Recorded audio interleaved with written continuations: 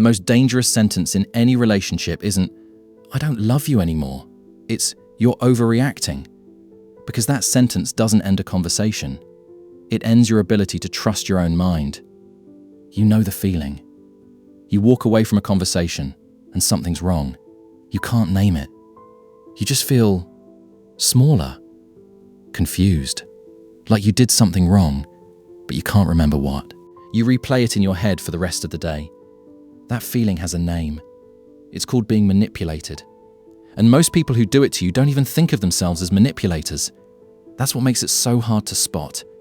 Today, we're going through 5 signs, not theory. Patterns you've already lived through. You just didn't have the words for them yet. Here's a normal situation. You bring up something that hurt you. Maybe they forgot your birthday. Maybe they said something cruel in front of your friends. You expect an apology.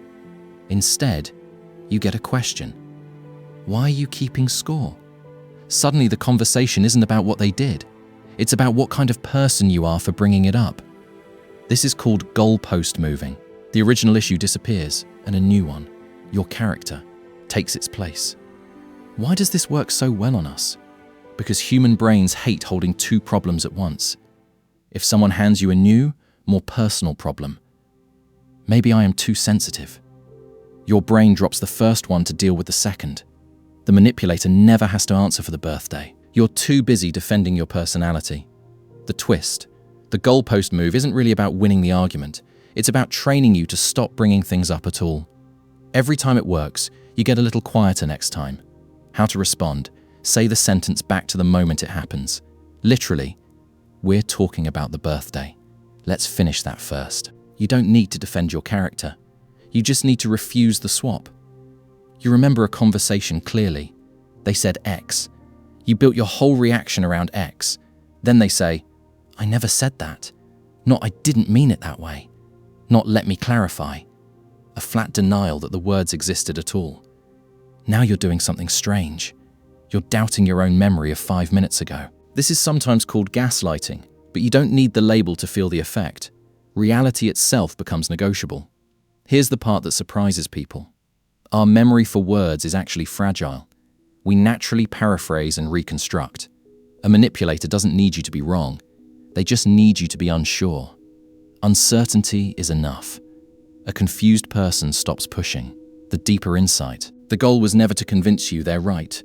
It was to make you stop trusting your own recall, because someone who doubts their memory can be told anything and will eventually just accept it to make the discomfort stop. How to respond. Stop arguing about what was said. Start naming what you felt. Whatever the exact words were, "This is how it landed on me, and that's what I need us to talk about." You take the fight out of their hands entirely. Someone does something for you. Small, unprompted. You didn't ask. Weeks later, you say no to something they want. Suddenly, "After everything I've done for you?"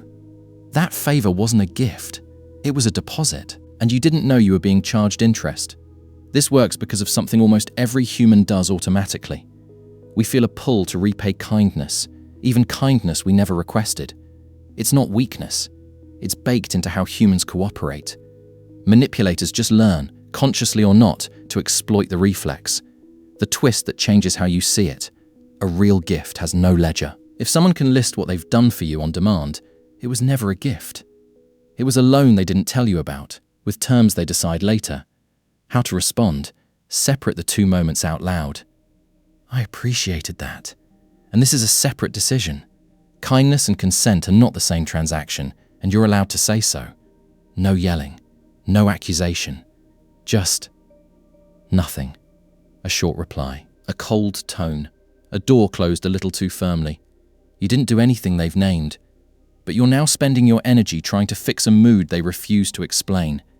This is the silent treatment, and it's one of the oldest manipulation tools in existence because it doesn't require a single manipulative word.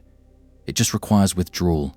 Here's the mechanism. Humans are wired to feel real distress from social disconnection. The brain doesn't fully distinguish it from other forms of unease, so the silence isn't passive. It's pressure. You start negotiating with a person who hasn't said a single demand out loud. The insight that reframes it. The silence isn't them needing space. Real space doesn't come with a countdown timer of tension you're supposed to notice and fix. If the withdrawal is designed to be felt, it's not distance. It's a message with no words and no accountability attached. How to respond? Name it plainly, once. If something's wrong, I want to hear it. I'm not going to guess. Then, stop performing the guessing game. You remove the audience the silence was performing for. I'm sorry you feel that way. Say it out loud. Notice what's missing. There's no subject doing anything wrong. There's no action being taken back. There's just your feelings floating alone, as if they appeared out of nowhere with no cause. This sentence has one job: sound like repair while changing nothing. We accept it more often than we should because it contains the shape of an apology. The word sorry is right there. Our brain pattern matches the shape and relaxes, even though the substance never arrived. The deeper turn, a real apology has 3 parts: what I did, why it was wrong, what I'll do differently. If any part is missing, it's not an apology. It's a sentence built to end the conversation, not repair it. How to respond? Ask for the missing piece directly. What are you apologizing for, specifically? Watch what happens.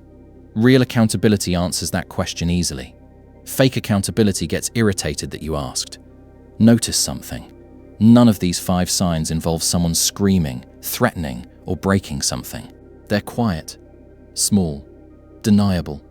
That's exactly why they work, and exactly why they're so hard to describe to someone else afterward.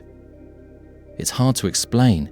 You had to be there, is the most common sentence said about manipulation, because manipulation is built to disappear the moment you try to hold it up to the light.